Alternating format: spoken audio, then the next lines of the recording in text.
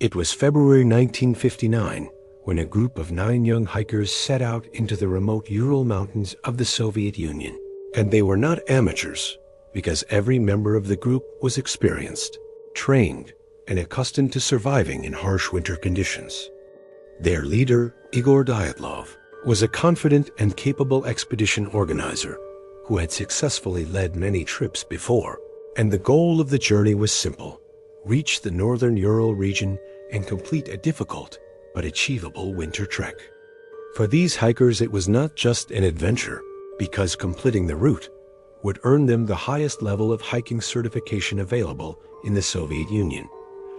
And the group set out in high spirits. They carried skis, thick clothing, tents, cameras, journals, and enough supplies to survive the brutal cold of the mountains, while laughing, taking photographs, and documenting their progress along the way. The early days of the expedition seemed almost cheerful, and in photos later recovered by investigators, the hikers can be seen smiling, joking, and enjoying the challenge of the wilderness. But the deeper they traveled into the mountains, the more isolated they became, and the Ural Mountains in winter are a harsh and unforgiving place where endless white landscapes stretch for miles. Those frozen landscapes are broken only by dark forests and jagged ridges, and the wind never truly stops in those mountains. At night, temperatures plunge far below freezing, sometimes reaching -30 degrees Celsius or worse, and on February 1st, the group reached the slopes of a mountain known locally as Kolatsayakal.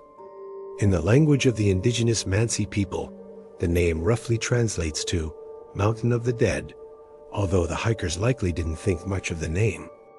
They had faced difficult terrain before, and this was simply another obstacle on their route. But that night, something went terribly wrong. The group pitched their tent on an exposed slope of the mountain rather than descending into the safety of the nearby forest. And some researchers believe they wanted to practice camping on difficult terrain.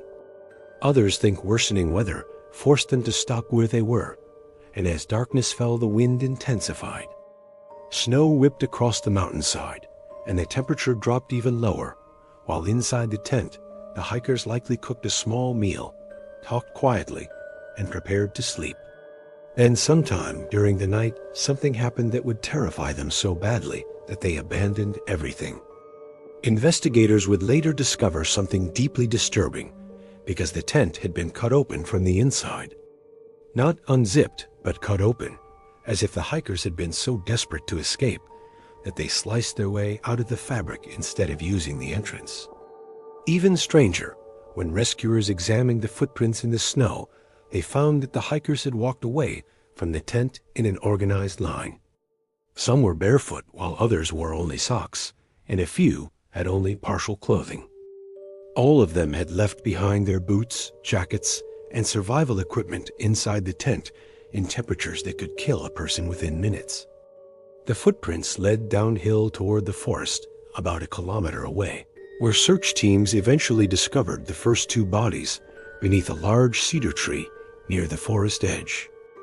The hikers had apparently tried to start a fire, and burned branches and small pieces of wood suggested they had desperately attempted to warm themselves.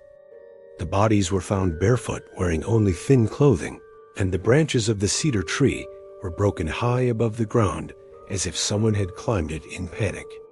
Perhaps they were trying to see the tent, or perhaps they were trying to escape something below.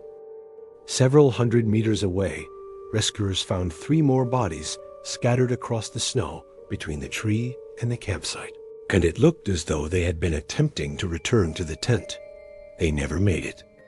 Months later, when the snow melted, searchers located the remaining 4 hikers buried deep in a ravine nearby, and their injuries shocked investigators.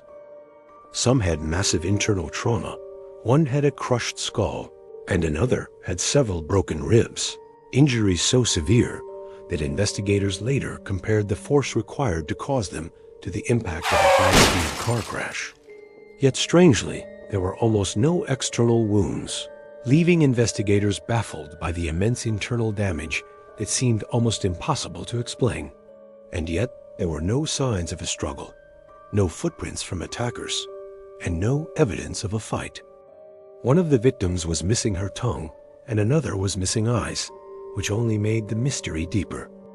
Some clothing worn by the hikers was later found to contain abnormal levels of radiation, and no explanation was ever fully confirmed.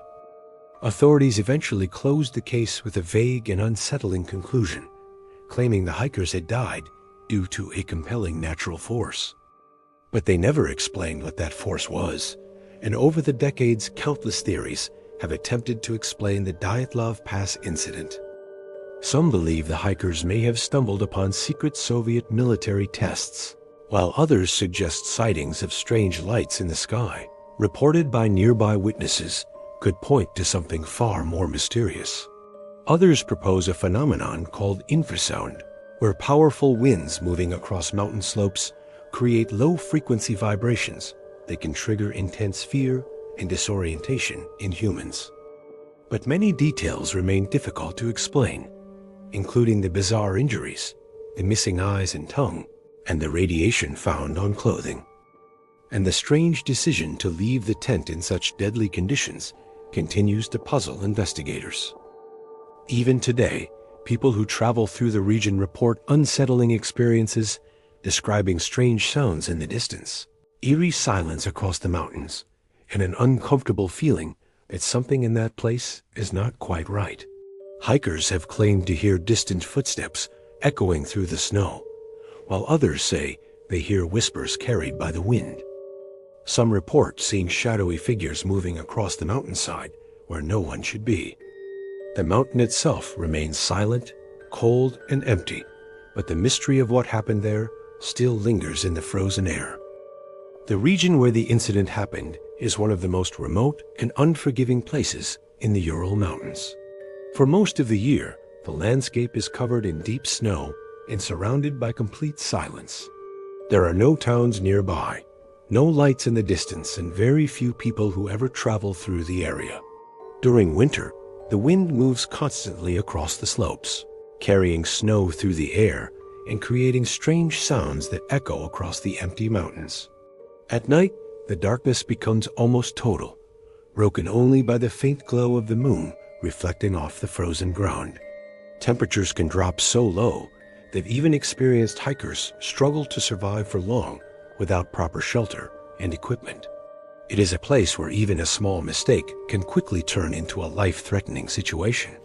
More than 60 years later, the Dyatlov Pass Incident remains one of the most chilling unsolved mysteries in modern history. 9 experienced hikers walked into the mountains, and something happened that terrified them enough to run barefoot into the freezing darkness. Something so frightening that none of them survived the night.